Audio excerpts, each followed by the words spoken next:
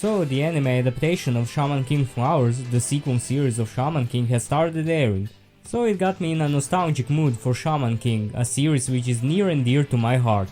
And it's another series like Fairy Tail, whose power system offers a huge variety of abilities to be displayed. So just like with Fairy Tail, I'm again going to ask the question, if Shaman King characters played Yu-Gi-Oh, what decks would they play? Since Yu-Gi-Oh has such a large selection of decks and archetypes, I'm confident that I can find one to pair up with most, if not all, Shaman King characters. And like in my Fairy Tail and Yu-Gi-Oh crossover series videos, I'll base my choice on the powers and spirit allies of the characters in question. You know, now that I think about it, Yu-Gi-Oh and Shaman King are more similar than I thought. They even have spirit allies in Yu-Gi-Oh, like Yugi and his Kuribo, or Jaden and his Winged Kuribo, or Chaz and pretty much every card in his deck. Anyway, starting off we have of course the main character of the show, Yo Asakura.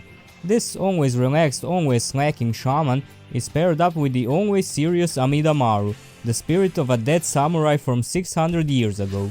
Being a human spirit, Yo can let Amidamaru possess his body to access his skills and abilities, or form an oversoul combining Amidamaru's spirit with a sword to create this giant, definitely not compensating for anything, sword of spirit energy, which later gets upgraded into the more streamlined armor oversoul called Spirit of Sword. So I think something like a 6 samurai deck would be perfect for them. A deck that is all about swarming the field with samurai monsters and generating the so-called Bushido counters every time a 6 samurai monster is summoned. And the counters can be used to generate more advantage and extending plays. The deck is very adaptable and has access to pretty much every extra deck summoning mechanic, which I think fits Yo pretty well since he was quick to pick up new stuff. Next we have Yo's main rival in the show, Ren Tao, the shaman with the shortest height and the shortest temper from the main cast. He is paired up with his spirit guardian Bason, a spirit of an ancient Chinese general. Ren can also integrate Bason's spirit into his body or combine him with his Guandao to make an oversoul. Later he also combined him with his family heirloom, the Baolei sword, which allowed him to transform his oversoul into any weapon Bason has ever wielded. And he was also able to learn to form an armor oversoul in the form of a blade resembling a shark fin which is able to discharge electricity. So for them I picked the Ancient Warriors deck, a deck whose monsters are based on the ancient Chinese generals of the Three Kingdoms saga. It's primarily an OTK deck, which I think fits Ren's personality perfectly. It has a lot of big and strong monsters that hit the enemy hard just like Ren does. And I also put in some copies of the Ascendant of Thunder in the deck for the whole lightning theme Ren has going on, which also enables the deck to have access to some rank 7 XC's plays. Next we have Horokeu Usui, also known as Horohoro.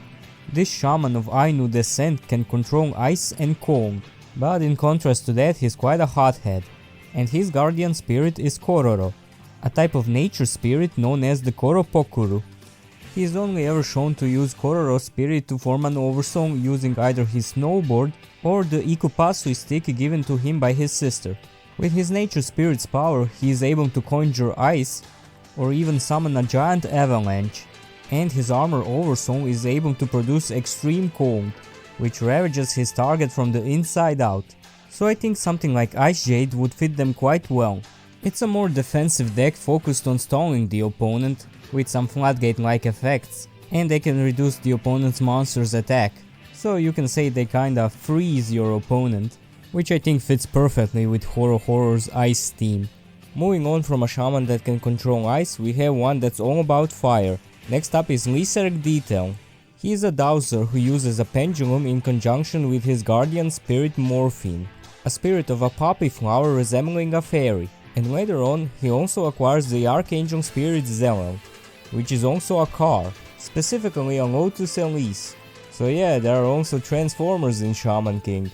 And he uses both of those spirits to form his armor oversoul Mastema Don Kim, which he attuned to the element of fire.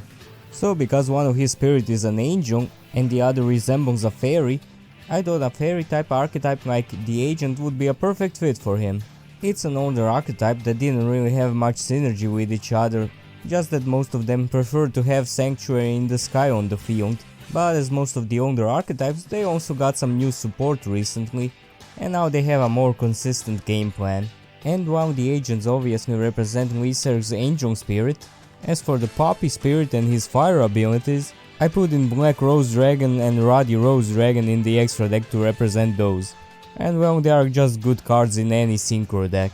And it's time for the last member of the Elemental Warriors, Chocolove McDonald, who represents Wind, and he also possesses 2 Guardian Spirits. The first one is Mick Jagger, Mick the Jaguar, which Chocolove can allow to possess his head and limbs to give him animal-like reflexes. And his other Guardian Spirit is Pascal Abaj, an ancient Olmec Shaman that participated in the Shaman fight 1000 years ago. And he uses them both to create his armor oversown Jaguar Man, which allows him to move at supersonic speed in the air utilizing the power of wind. And since Chocolove uses some techniques inspired by the Inca civilization, I decided to give him the so-called Inca deck, which was also used by Rex Goodwin in the Yu-Gi-Oh! 5D's anime. And the deck focuses on getting to the Synchro monsters Moon Dragon Quilla and Sun Dragon Inti as soon as possible, and establish a loop where they special summon the other dragon from the graveyard over and over when they are destroyed.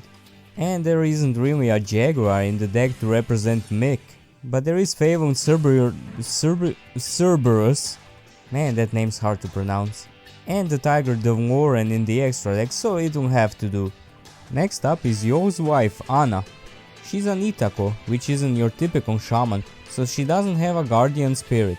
Instead, she can summon any spirit from anywhere and channel them as a medium, and after that they return to wherever they were. So for her, I think a deck utilizing spirit monsters would be a good fit. Spirit monsters are monsters that cannot be special summoned unless you have an effect that ignores summoning conditions, and at the end of the turn they are normal summoned, they are returned to the hand, which is a pretty significant downside to the monster type, but I think it symbolizes well how Anna's abilities work. And now let's cover the rest of Yo's team, Team Funbari Onsen, starting with Ryunosuke Umemiya, otherwise known as Bokuto no Ryu. His guardian spirit is Tokagero, a ghost of a 600-year-old bandit killed by Amida Maru. And when Ryu is using his Oversong, Tokagero gains the form of Yamata no Orochi, a giant 8-headed serpent from Japanese myth. And it even rides on a motorcycle. I always thought that was kinda funny. And his armor Oversong looks like a sashimi knight, since Ryu always wanted to be a sushi chef. And its name is Sushi Knife Susanovo, which is actually the name of the god that killed Yamata no Orochi in the myth. And because of the serpent-like appearance of his Oversong and Tokagero's overall lizard theming, I decided to give him a reptile deck with big monsters with multiple snake heads. Stuff like Wicked Acolyte Chilam Sabak, Evil Dragon Ananta, and I also put it in Yamata Dragon and Gizme Orochi since they are based on Yamata no Orochi. And for the final member of Team Funbari Onsen we have Johann Faust VIII. He is a necromancer, which allows him to use the nearby spirits in order to reanimate the skeletons in the area. And he uses the skeleton remains of his wife Elisa and conjures an Oversong that looks like her but doesn't have her soul. However, Anna later reunites him with his wife's spirit, and from then on she becomes his guardian spirit. And using her skeleton and his medical supplies as a medium, he can create an Oversong that looks like Eliza as a giant demonic nurse. And his armor Oversong, Elisa Operiren, is an Oversong that's actually operated by Elisa and not Faust himself. And with this Oversong he can finally reanimate the dead, but only if their bodies are not too badly damaged. And for him I actually have 2 decks in mind. One for the period before he was reunited with Elisa's spirit, which would be Skull Servants, because they are all animated skeletons, which was basically what Faust was doing in his fight against Yo. And I also think that Lady in White can symbolize Elisa's skeleton pretty well.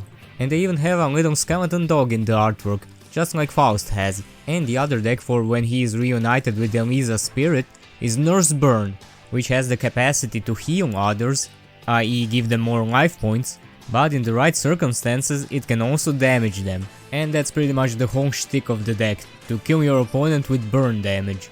And Dark Lord Nurse Drefficule kinda looks like Elisa in her second Oversoul. And finally, let's cover the big bad of the show, Hao Asakura. He's the twin brother of Yo and also the reincarnation of his ancestor. Yeah, I know, it's a weird show. Anyway, because he was reincarnated multiple times, he has a giant amount of Furyoku and is basically the most powerful character in the show. And for most of the series, he was using the Spirit of Fire as his guardian spirit. It's one of the 5 elemental spirits created by the Great Spirit himself, so it's quite powerful. And how he was using his spirit in conjunction with the oxygen in the air to conjure a giant oversong of a flaming spirit, which can incinerate basically everything. And his armor oversong basically makes Hao a fighter jet, but with even more firepower. Huh, get it? Anyway, he has jetpacks, sharp claws, energy cannons, you name it. And with his oversong he can destroy multiple battleships with ease. And right now fire types are very strong in Yu-Gi-Oh! So let's just give him the strongest fire deck there is currently, which is Fire King Snake Eyes. And if you've ever played against this deck, you know just how tough it is to beat it. It can play through hand traps, has great recoverability, multiple ways to get to a strong end board, and is just pretty damn strong. So a perfect fit for Hao.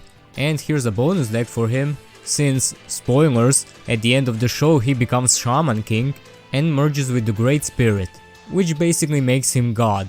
So for that time, here's a deck that focuses on summoning Honakti, the creator of light, the ultimate god monster which wins you the duel as soon as you summon it.